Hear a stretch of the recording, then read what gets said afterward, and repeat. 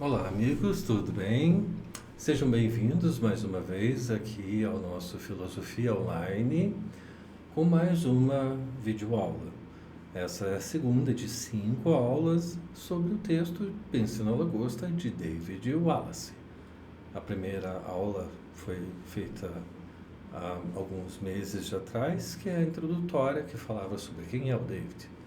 Nessa aula que nós passamos agora, imediatamente, era o começo do texto de 50 parágrafos. Então, coloquei 10 parágrafos para cada uma das 5 aulas. Foi conveniente dividir em 5 as outras aulas anteriores de Nancy Fraser, Ailton Krenak, Mariana Shaw e Hobbes. Eu separei pelos nomes dos capítulos já separados. O David não, é um texto só. Então, eu achei estratégico, né, dividi-los. E quando fui contar, tinha 50 exatamente, né?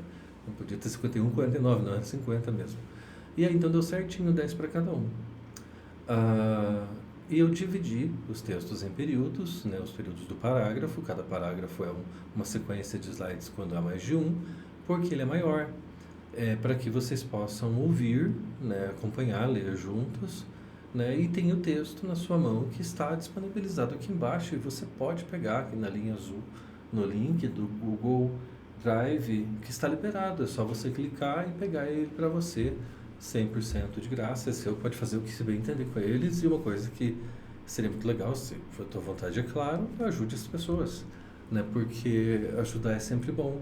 Desejar o mal do outro nunca é bom. Se esse conselho foi lhe dado, não cabe a você não ouvir, porque não dá para tampar os ouvidos, eu acho. Mas, como diz Jean-Paul Sartre, um grande filósofo francês, não interessa o que fizeram conosco, mas o que nós fazemos com o que fizemos conosco. Estudaremos Sartre logo depois de David Wallace, na sequência de aulas de filosofia realmente geral, desde a Grécia Antiga até a atualidade, numa série de aulas voltadas especialmente para o Enem, né, visando aí ajudar todas as pessoas do Brasil. Bom, estamos aqui então para a nossa segunda aula, os nossos segundo grupo de 10 parágrafos, né? Depois dessa teremos mais 3 aulas para completar tudo o que precisa para a FPR. Tanto para a primeira fase como para a segunda, já que na segunda fase são exatamente, é isso que cai. Se você lê o texto e você conhece ele, a gente já está trabalhando isso aqui, né? Todas as fases está indo além, sobrando aqui. Essa é a ideia, essa ajuda. Aqui é baseado no texto e não uma interpretação, uma coisa mudada, usado como justificativa para suas pregações políticas. Isso é doutrinação. Aqui é usado para falar o que está dizendo no texto. Mesmo que, por exemplo, eu não goste, não importa. É o que vai cair na prova. Então, alunos, meus amigos, né, eu agradeço aí os mais de 1.000 inscritos que temos, e um número cada vez mais crescente, cada vez mais rápido, é uma audiência cada vez maior, tantas horas assistidas por dia, né, tantos comentários, elogios. Eu agradeço as perguntas. Por favor, fiquem à vontade para mandar seus comentários, dar o seu like, se inscrever se você tiver vontade e quiser fazer parte do nosso grupo. Você vai ter toda ajuda e pode ajudar outras pessoas também. Então vamos lá, eu sou o professor Johnny Tokarski, estamos começando agora a nossa aula de filosofia sobre David Wallace, Pense na Lagosta. Essa é a nossa segunda aula e estamos começando ela agora. Aqui está David Wallace, Pense na Lagosta, que é um filósofo, um pensador contemporâneo do século XX. E o que mais chama atenção no pensamento para o David Wallace as atrocidades da maneira como é tratadas os outros animais pelo animal, o ser humano, né? Os humanos tratam os outros animais com desdém, com falta de empatia. Existem pessoas que não fazem isso, conheço muitas, mas é muito comum isso no mundo. Parece que não estão nem aí com eles, como acontece nessa foto, que convém totalmente a ideia do texto. Essa lagosta, ela está viva e sendo colocada na panela a 100 graus. O que você sentiria se estivesse no lugar dela? Por um ser 10 vezes o seu tamanho, segurando você pelas pernas e jogando você dentro. Você segurando ali naquela borda da panela quente para não com a cara quase no fogo. Aí uma mão mais forte do que você te empurra e você é obrigado a entrar na água. Quanto tempo você ficar vivo, cozinhando vivo? Então o que acontece com ela? É triste. O texto foi retirado dessa revista, que é a revista Piauí, de número 72, publicado no mês de setembro do ano de 2012. Né? A revista tinha como matéria principal a ressaca do pré-sal, e ali embaixo, amarelo, embaixo em branco, a primeira linha das três em branco ali em negrito, está escrito Coitada da Lagosta, que é o texto. Né? E o texto é: Pense na lagosta, uma incursão no mundo de exageros, mau gosto, prazeres e crueldade. E o nome está ali, e está no texto, e no texto que até é dado para baixar lá no edital da FPR também, além é o mesmo que está aqui. Foi de lá que eu peguei o texto. O nome do autor não é Wallace David Wallace, tipo David Wallace Wallace, como José da Silva. Não é José da Silva Silva, não. O sobrenome é colocado primeiro, então é Wallace David Foster, é o nome correto dele. Tanto que no texto está escrito, no que você baixa, você vê esse nome lá. Então, mas foi um erro humano. Como eu digo sempre, se você é humano, você vai errar. Hoje eu cometi vários erros. Eu acho que eu vou cometer mais alguns, quem sabe não. Aí que eu vou ficar em preocupação não cometer. Então não se puna, não se culpe caso você erre em alguma coisa. É normal, é humano. O David Wallace é esse autor norte-americano, muito bom escritor, uma pessoa realmente memorável, uma pessoa que é digna de ser lembrada, nascido no ano de 1962 e viveu até 2008, né, onde ele faleceu aos 46 anos de idade. Né, ele morreu, né, por causa de consequências de uma depressão muito severa, né, que ele não conseguiu mais tratar depois de décadas tratando dela com uma medicação. Né, ele veio a se suicidar, o David Wallace. Então vamos aí a nossa aula, início dela, né, nesse clima aí um pouco obscuro, né, porque nós estamos falando de morte e sofrimento, né, a questão aqui é dor. David Wallace pensa na lagosta. No processo seletivo da UFPR, né, o vestibular da Universidade Federal do Paraná, realizado no ano de 2024, esse que estamos para o ano que vem, portanto o nome dele é 2025, né, que é justamente sobre a lagosta, né? Considere a lagosta, consider the lobster. Pense na lagosta, a segunda parte. A primeira já foi a segunda, depois dela temos mais 3. Então vamos lá, amigos, pense na lagosta de David Wallace. Saiba que no Festival da Lagosta do Maine, a democratização da lagosta vem acompanhada por toda a inconveniência maciça e concessão estética da verdadeira democracia. Veja, a democracia é inconveniente porque não é o que as elites querem. As elites não são democratas. É isso que é chamado de direita ou extrema-direita. Eles querem se manter como elites com luxos, prazeres e regalias exclusivas deles, que outros não devem ter. Confira, por exemplo, a supracitada praça de alimentação principal para a qual existe uma fila constante e digna da Disneylândia e que consiste em meio quilômetro quadrado de balcões e cafeteria protegidos por um toldo e fileiras de longas mesas institucionais onde amigos e desconhecidos se sentam-se coladinhos, quebrando, mastigando e babando. É um lugar quente, onde o teto descaído aprisiona o vapor, e os odores, sendo que esses últimos são fortes e apenas parcialmente relacionados a alimentos. E também um lugar barulhento, e uma porcentagem considerável do ruído total é mastigatória.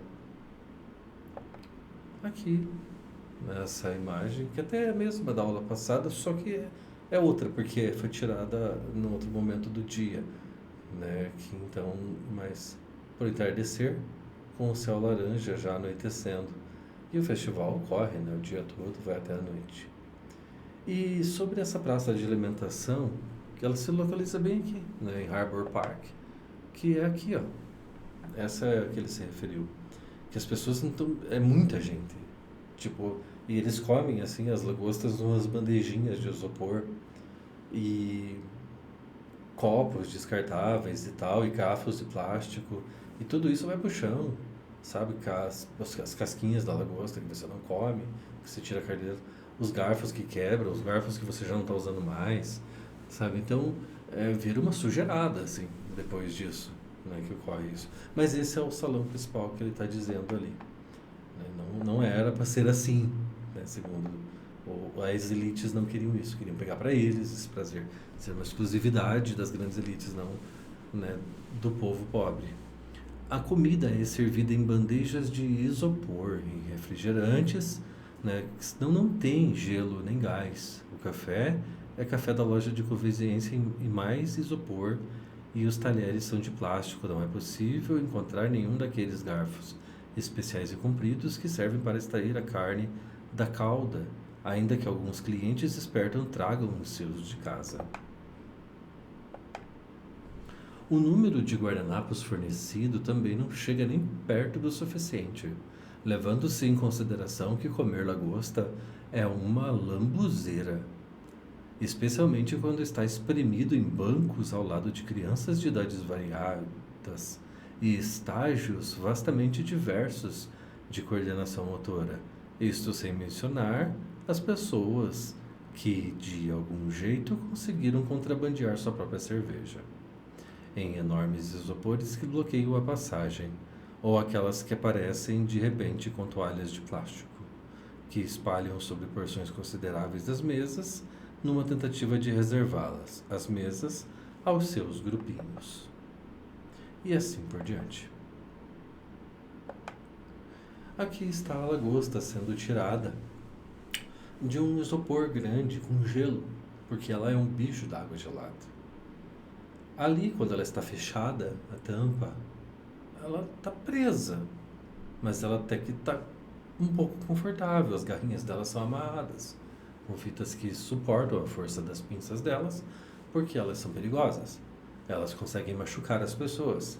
Elas estão sendo manuseadas com luvas, para que a mão humana não toque no alimento, porque é isso que elas estão vendo, e também para os espinhos que ela tem não machuquem a mão da pessoa.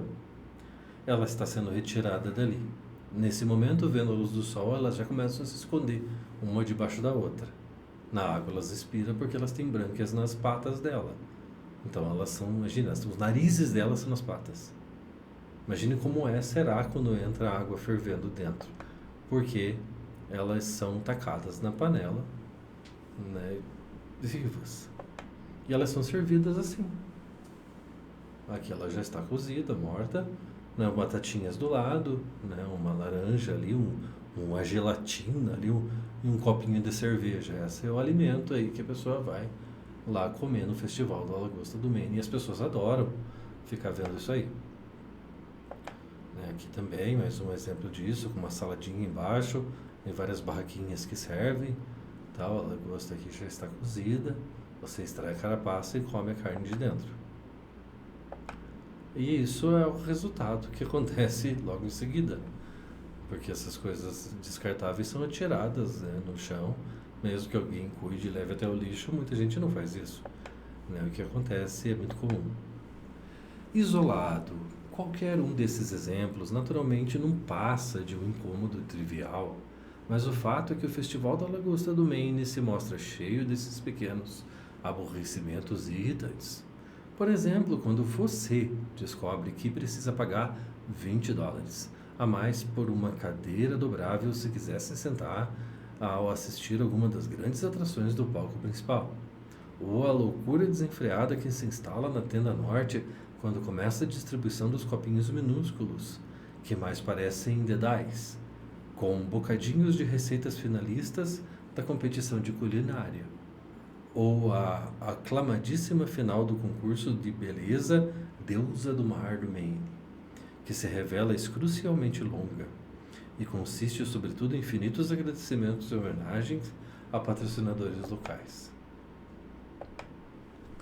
Melhor nem falar sobre a terrível inadequação dos banheiros químicos, ou sobre o fato de não haver lugar algum para se lavar as mãos antes ou depois de comer.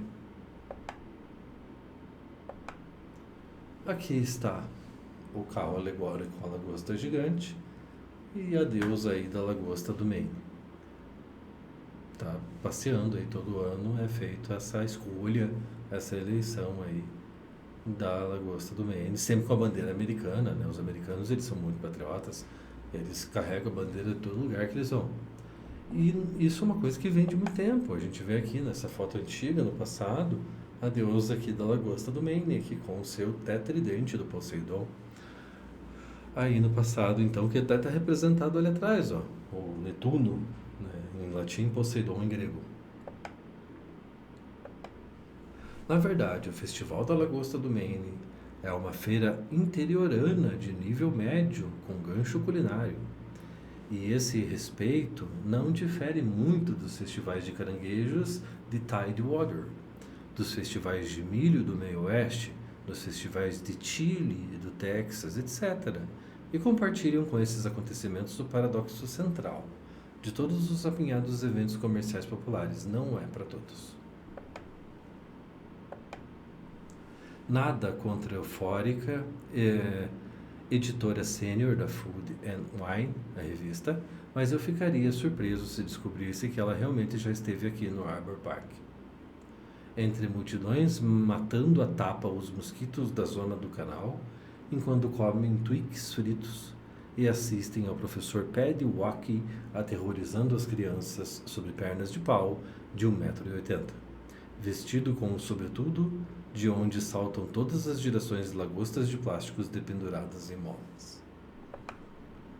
Esse é o slogan, né? O logotipo do Chili Fest no Texas, né? Onde está sendo semelhante aí o caso, né? Mas é chili, aquele prato que é feito de pimenta, né? As pessoas comem muito nesse local. O Texas, Arizona, Nevada, Califórnia, Novo México, né? É muito comum, assim como o burrito, né? Mas o chili é bem consumido nas regiões do sul dos desertos americanos. Ali o Texas é muito famoso, o festival aqui, a gente vê que é muita gente acontecendo, eventos acontecem, festas os americanos sabem fazer bem. Daí os Twinks, aqui que eles estão dizendo, são esses aqui, ó.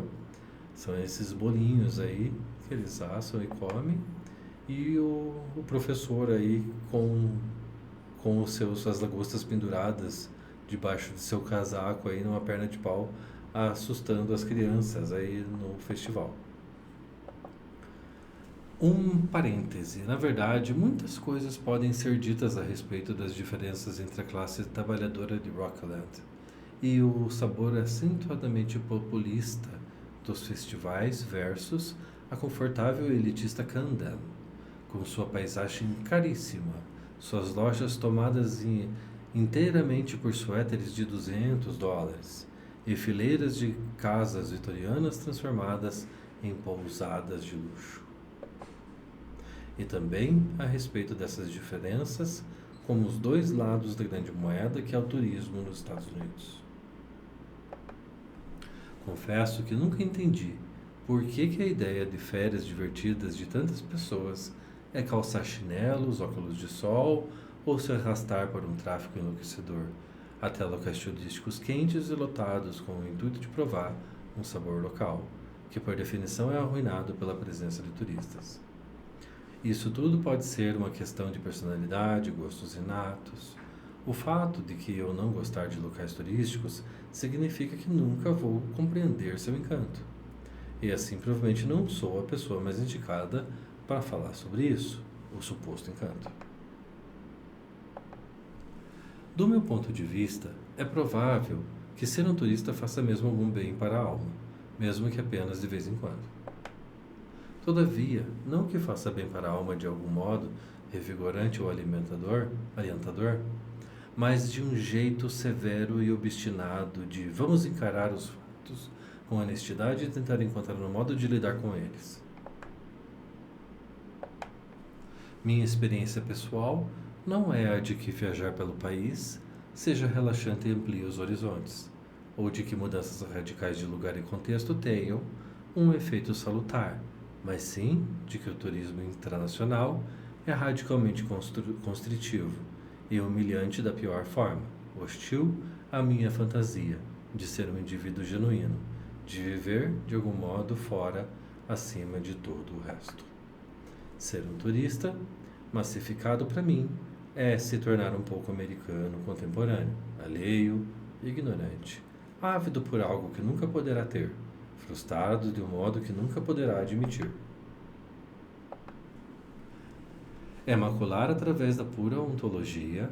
A ontologia é o estudo do ser. É quando você coloca a questão do que se é do ser, ou da questão de ser alguma coisa, e você se pergunta isso. Quando você se sente nessa posição em que você se coloca às vezes a si mesmo, o que muitos chamariam de existencialismo.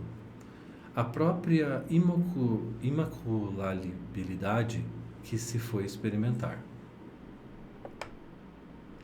É se impor sobre lugares que em todas as formas não econômicas seriam melhores e mais verdadeiras sem a sua presença.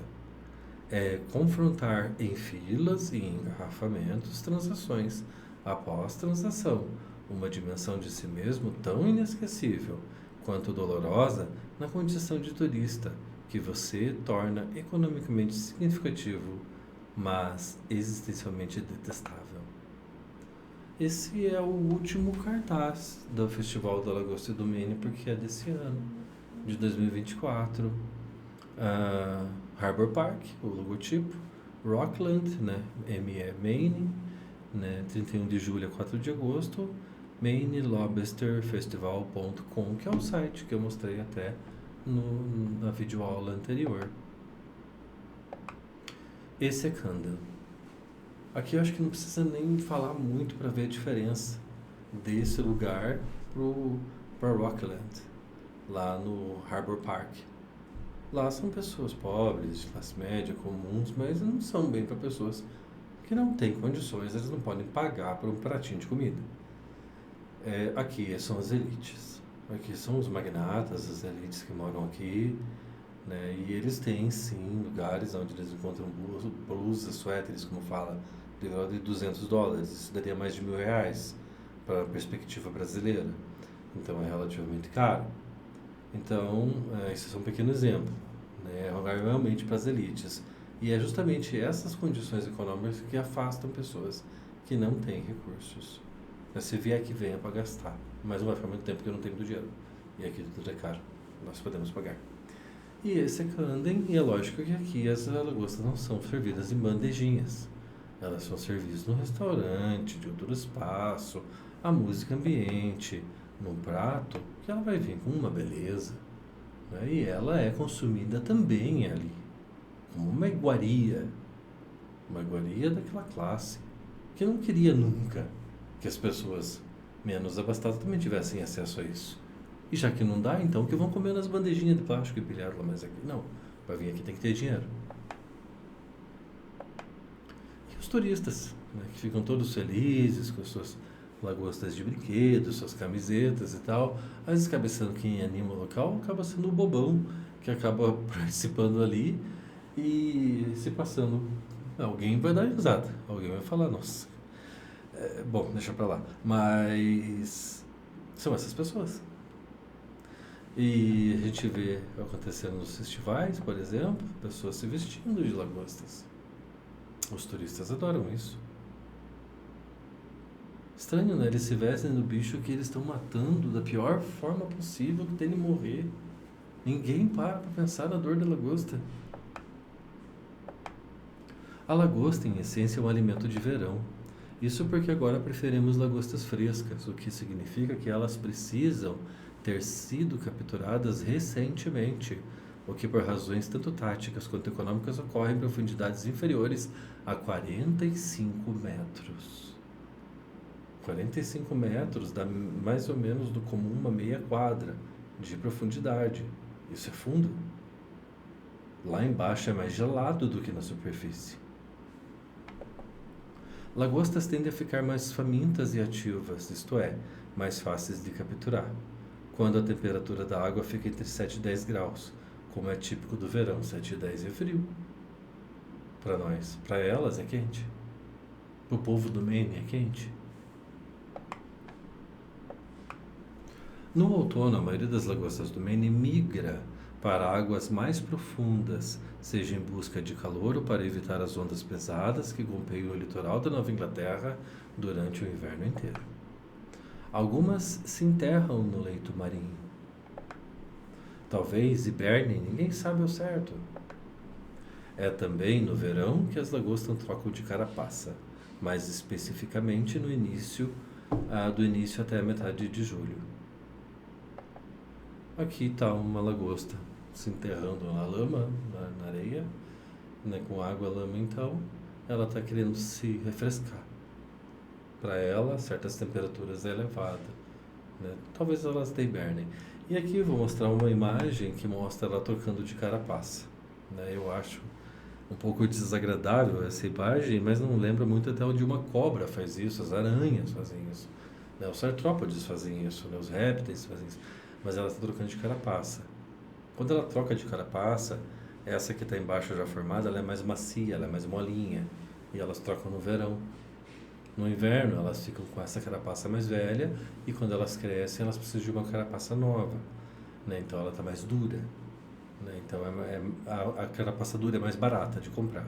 A carapaça mole é mais cara porque ela é mais mole, é mais fácil de lidar, né, com a lagosta ali, né? Isso aqui é uma fotografia, né?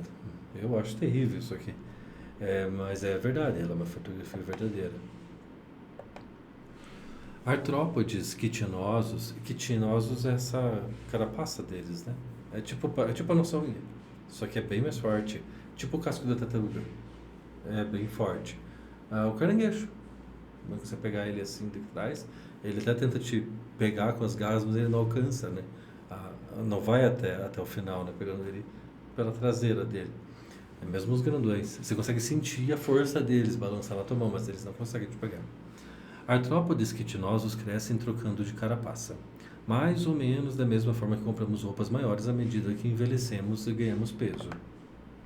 Com as lagostas podem viver mais de 100 anos, podem também ficar bem grandes, chegando a pesar dos 9 quilos, ainda que nos dias de hoje sejam raras as lagostas de terceira idade, pois as águas da Nova Inglaterra estão cheias de armadilhas. Enfim, disso vem a diferença culinária entre lagosta de casca dura e a lagosta de casca mole. Uma lagosta de casca mole é uma lagosta que acabou de trocar de carapaça.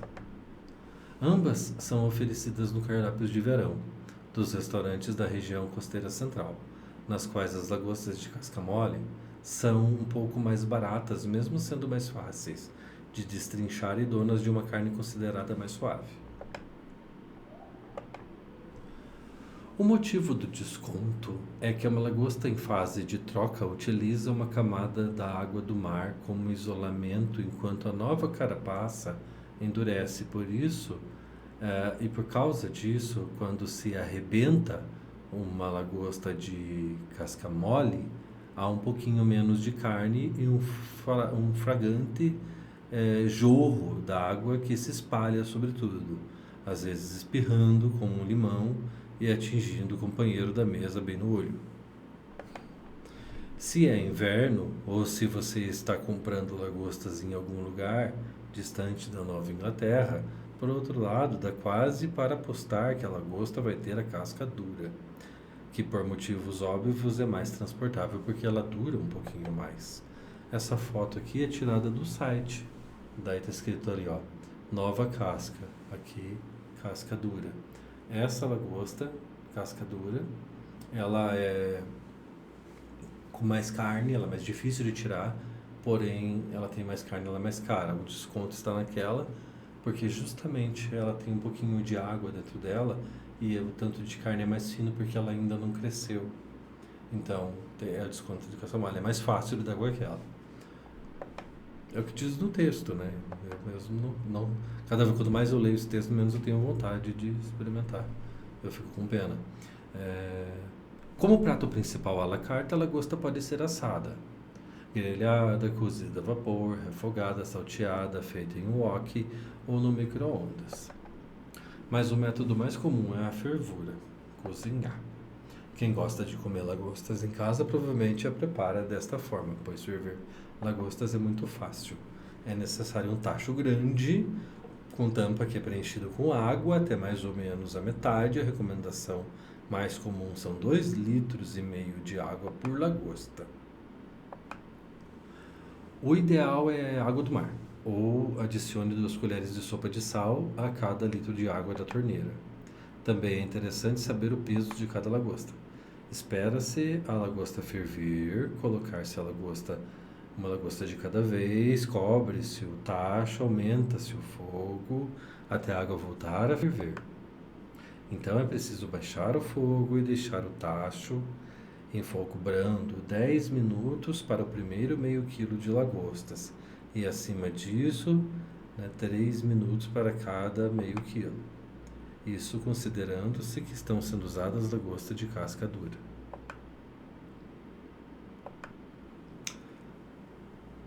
Que, repito, se você não mora entre Boston e Halifax, são provavelmente as únicas que conseguiu encontrar.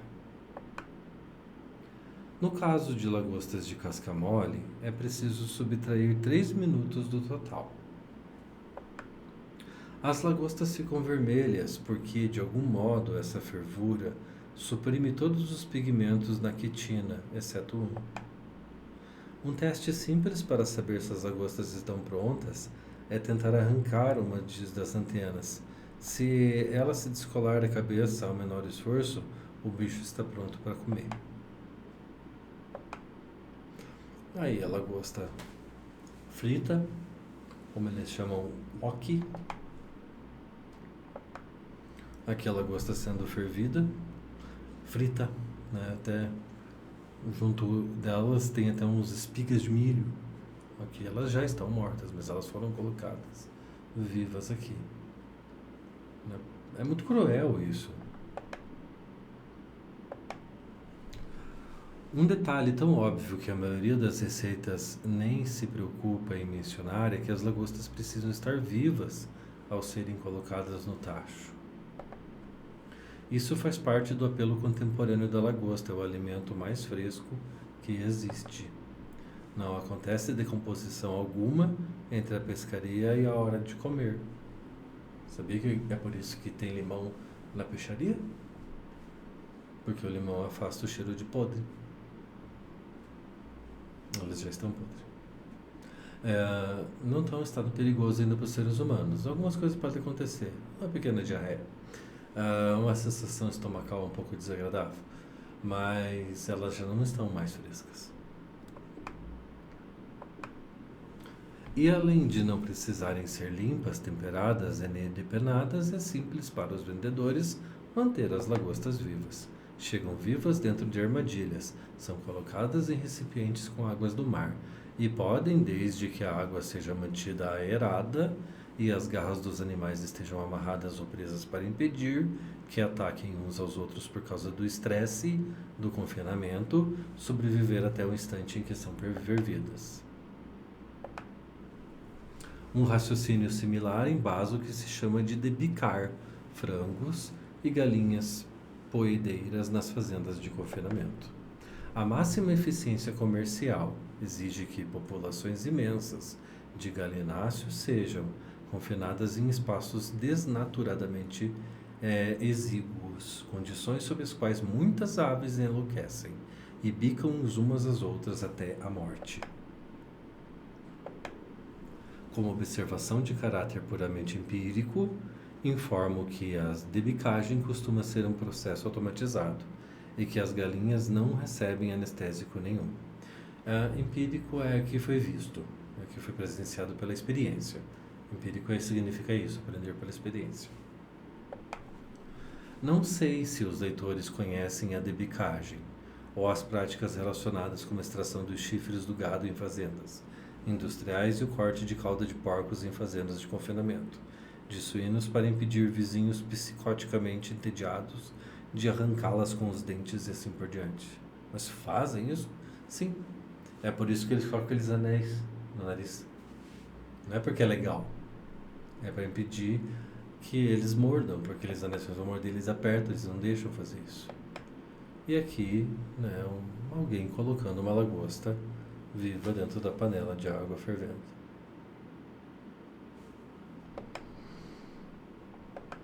E aqui o confinamento das galinhas, dos galináceos, dos frangos, chicken. Elas sabem que elas nasceram aí, elas sabem que elas são prisioneiras? Elas sabem qual é o destino delas? E aqui? Parece que não tem fim. Quantos desses existem no mundo? Você sabe como esses animais são mortos? São mortos de todas as formas, ninguém liga, eles vão morrer mesmo. Ainda eles morrem antes de serem cozidos, né? Em lagosta. Quando eles estão classificando os pintinhos para ver se eles vão crescer para ter ovos e tal, quando eles encontram qualquer defeitinho, ou na dúvida, joga no funilzão, ele vai escorregando, assim, o nenenzinho, não sabe nada da vida. E ele cai num buraco, você não vê, tem uma hélice lá dentro e tritura ele. Ele vira aquilo que você chama de empanado, que você adora comer. É isso aí. Ai, que dó. Pois é, quem assiste isso para de comer, pelo menos por um tempo. E aí o que acontece? É uma indústria de criar vida para matar. E é assim que chega o Chester do Seu Natal.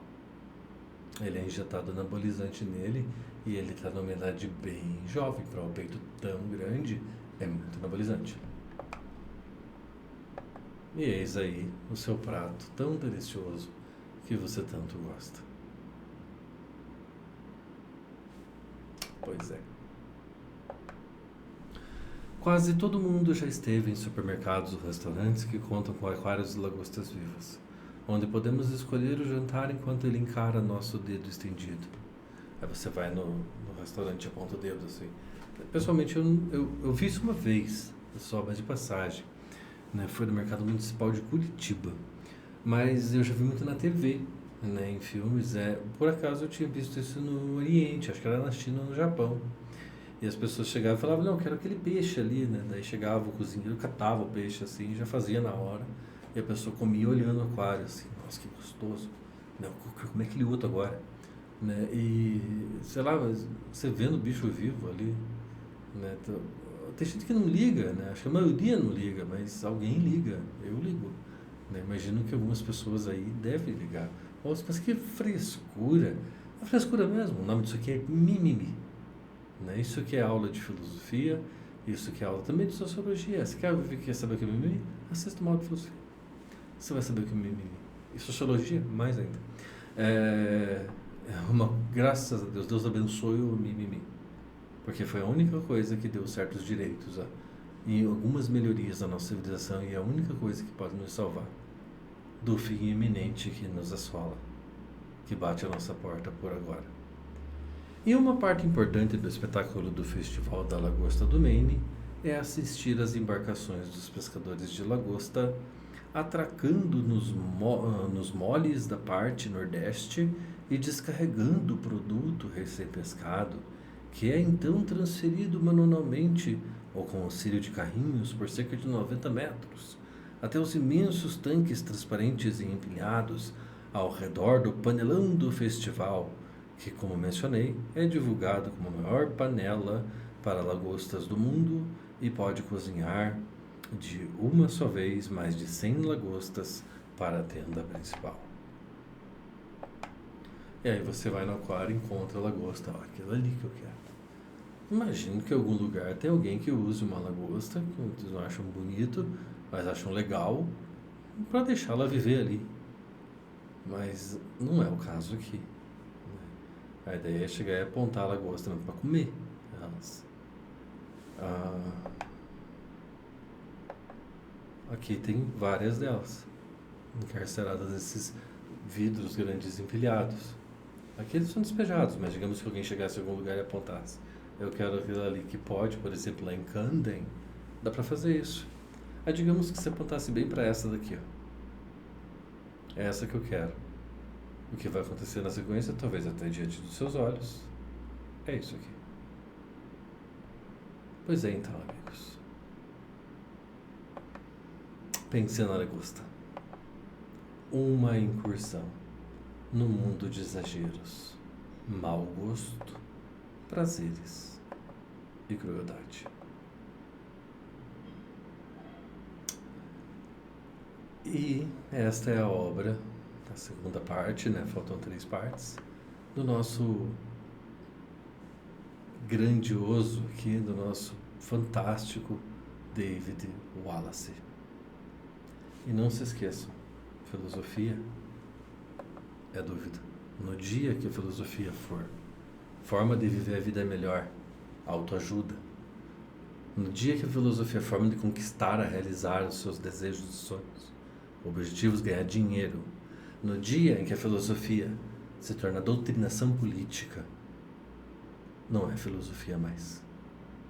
É qualquer outra coisa aí, o nome pode escolher, porque para mim não importa mais. Sinceramente é uma porcaria. Mas garanto que filosofia não é. Filosofia, acima de tudo, é dúvida. Amigos, espero tê-los ajudado com esta segunda parte das nossas videoaulas aqui no Filosofia Online, para vocês justamente, né, chegando perto da metade da última etapa, que é o David Wallace, e nos vemos então na nossa próxima aula, que é a terceira parte aí do David Wallace. Então, por hora, então, eu me despeço. Tchau para todos e fiquem bem, amigos. Tchau para todos. Fiquem bem.